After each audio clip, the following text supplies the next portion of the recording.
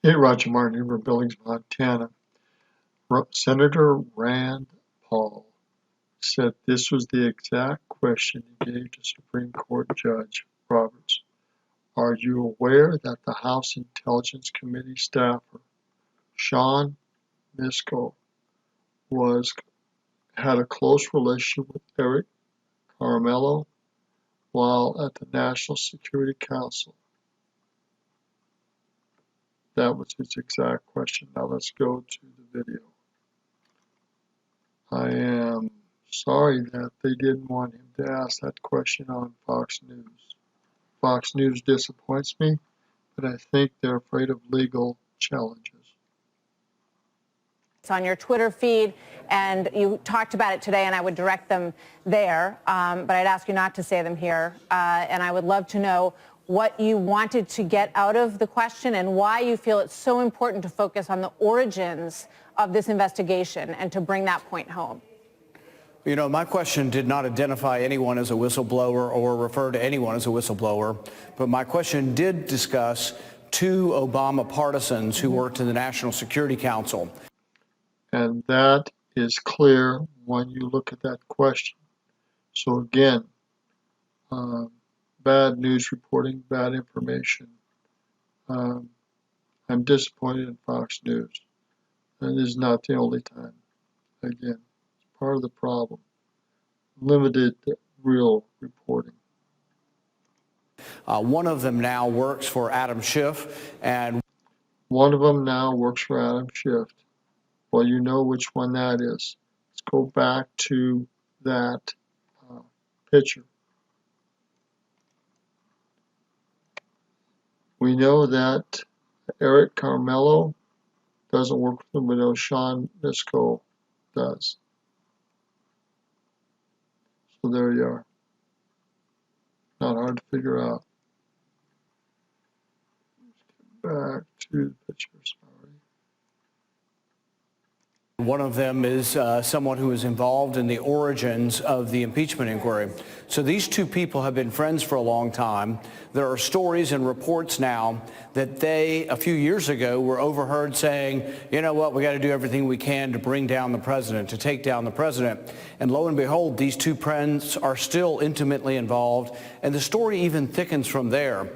There are three people working for Adam Schiff's staff who used to work for the National Security Staff. They know this third gentleman. They all know Vindman. You know, Vindman's been very prominent in the testimony, and Vindman's brother. So we actually have six people who were Obama partisans who work for the National Security Council who all are transmitting stuff back and forth. And my question is, did they have discussions predating the official impeachment inquiry, maybe predating even by a year or two? We know that Adam Schiff was dishonest when he said there was no contact.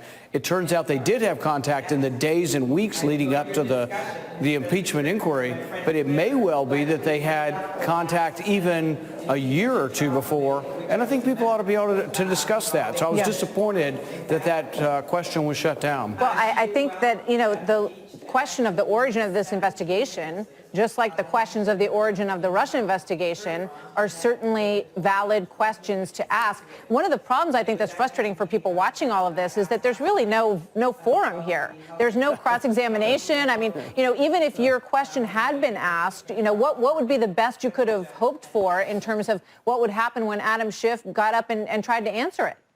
Well, Adam Schiff's not really answering questions, so you would actually have to have him in a deposition under oath, and that's why if people want to have witnesses, Adam Schiff's going to have to be a witness, but so is Sean Misko, who's on his staff, and maybe several other people on his staff, because they need to be asked, were they coaching and helping this complaint, not only in the days preceding the impeachment complaint, but maybe even weeks and months before? Were they simply looking at... He mentioned Sean Misko, so there you are.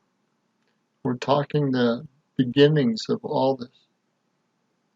Waiting for some kind of bit of evidence that they could create and craft into an impeachment complaint. And that's not the way the whistleblower statute was meant to be. It wasn't meant to be some sort of blanket immunity from knowledge.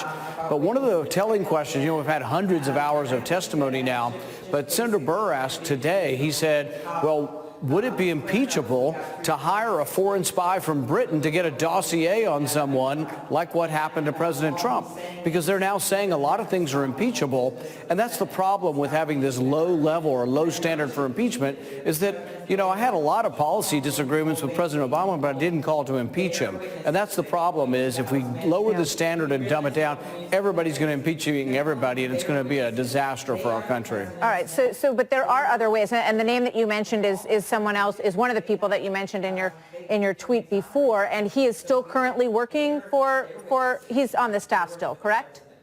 Yeah, Sean Misko's sitting there. He's in the Senate chamber with two other people who actually. There's nothing secret about that. But let me ask you, you know, for people who, because just looking at your Twitter feed today, you know, about half of the people who respond think that you should be arrested. They think that you're a communist and working for the Russian government. The other half think you're a hero, which is not atypical for the responses that you sometimes get, because you do put yourself out there on these issues. But how, you know, for anybody at home who says, yeah, I'd like to know the answer to these questions, why doesn't the Senate Judiciary Committee or the DOJ, someone start to look into this, just as we saw happen with the origins of the Russia investigation? Is that going to happen?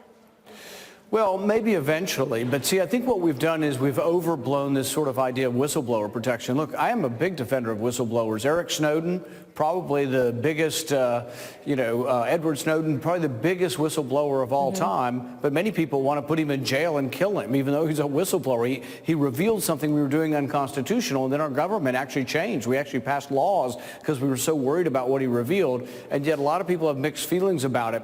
Same way with this whistleblower. If this was a concocted plot to bring down the president, that's not something the whistleblower statute is about. But also the whistleblower statute doesn't guarantee that you're anonymous. It guarantees that you're not fired. So I don't want to fire the whistleblower. Understood. But I think the president deserves that this whistleblower come forward. And I never identified anybody as a whistleblower. That's why it's unfair to exclude my question. Right. I'm just identifying people who are friends and who are against the president and plotted against the president. I'm about to talk to Senator Van Hollen, and this is something that he said earlier today, and so I want to give you a chance to respond to what he said, because he's going to, you know, I'm sure, build on that in a moment. He says this is absolutely repugnant. Doing this would send a statement to any future whistleblower. If you use legal channels to expose abuses of power, you will be retaliated against. We live in a democracy, not an autocratic state. What do you say to that, Senator?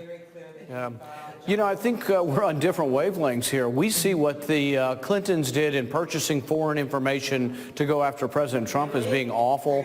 The fake FISA warrants, all of the FBI lying 17 times.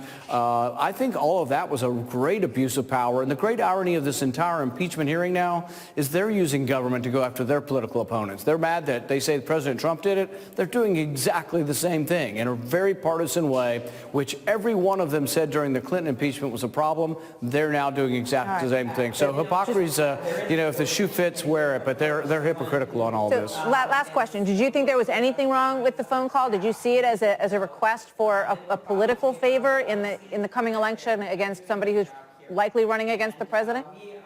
The original legislation that we gave money to Ukraine said that the president has to investigate corruption. And so I think there's a lot of evidence that the Bidens are corrupt and that there was corruption. So he would actually be going against the law if he didn't investigate the Bidens. So I think what he did was completely within compliance of the law. And this is just a partisanship thing gone amok. And ultimately the Democrats are going to regret they did this, because they're making it very, very hard for the country to have anything that we can do together. It's very polarized. It's divisive if anybody has seen it. And I think it's a big mistake for them to do it. Senator, thank you. Good to see you tonight. Thank you. Senator Paul. I'm going to end it there. This division is no good for the country. There's no two ways about that. Rand Paul is 100% right in that. We need to get rid of this divisive party system. Period. Good day.